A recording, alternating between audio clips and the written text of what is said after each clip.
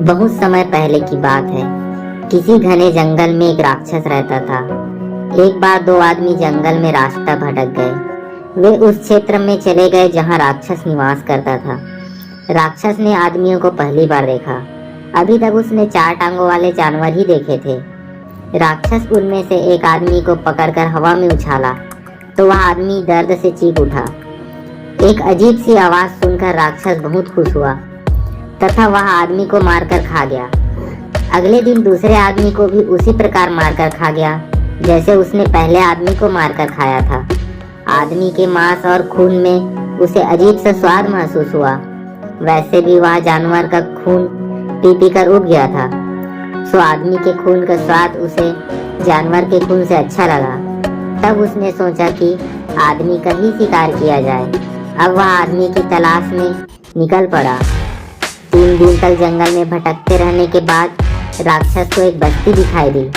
ऊंचे ऊंचे मकान राक्षस ने पहली बार देखे, किंतु मकानों में दरवाजा देखकर राक्षस असमंजस में पड़ गया। उसने घुसने की कोशिश की किंतु घुस नहीं पाता क्योंकि दरवाजों की ऊंचाई कम थी तथा राक्षस को दरवाजों के अंदर आदमी भी दिखाई दे रहे थे, किंतु वह उन्हें पकड़ नहीं पा रहा था। अंत में उसे बस्ती में एक आदमी आता हुआ दिखाई दिया। राक्षस को भूख बड़ी जोर से लगी थी, सो उसने आदमी को पकड़ा, हवा में उछाला और देखते ही देखते उसे चबा गया। बस्ती के कुछ लोग यह दृश्य देख रहे थे। वे घबरा गए। बस्ती में राक्षस के रूप में उन्हें अपनी आंखों के सामने मौत तैरती नजर आ रही थी। बस्ती के लोग मौका पाकर राक्षस की शिकायत करने राजा के पास पहुंचे तो राजा ने अपनी सेना द्वारा राक्षस को उस समय बंदी बनवा लिया जब वह सो रहा था। लोहे के मजबूत बेड़िए में जकड़ कर उसे कई दिन तक भूखा रखा गया।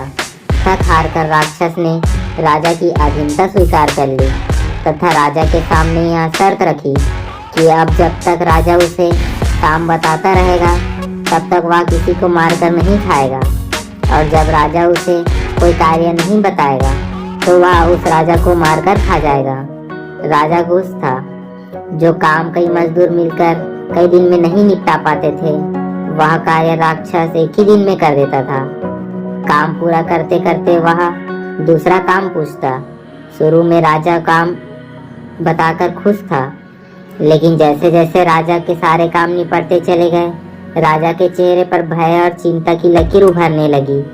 वह विचार करने लगा कि जिस दिन राक्षस को कार्य नहीं बताया उस दिन जिंदगी का आखिरी समय आ जाएगा। राजा को परेशान देखकर मंत्री ने राजा को परेशानी जानने का प्रयास किया।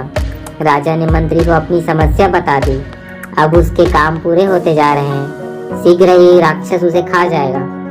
मंत्री बहुत चतुर था और बुद्धिमान था।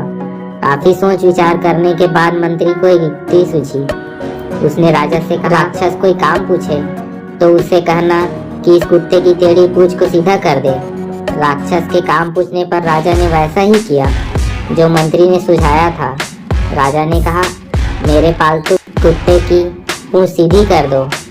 राक्षस राजा की आज्ञा अनुसार कुत्ते की पूंछ को सीधा करने में कोशिश करता रहा, किंतु जितनी बार भी वह पूंछ सीधी करता, थोड़ी देर में कुत्ते की पूंछ फिर टेढ़ी हो जाती। अंततः राक्षस ने हार मानकर जंगल लौट जाने का फैसला किया।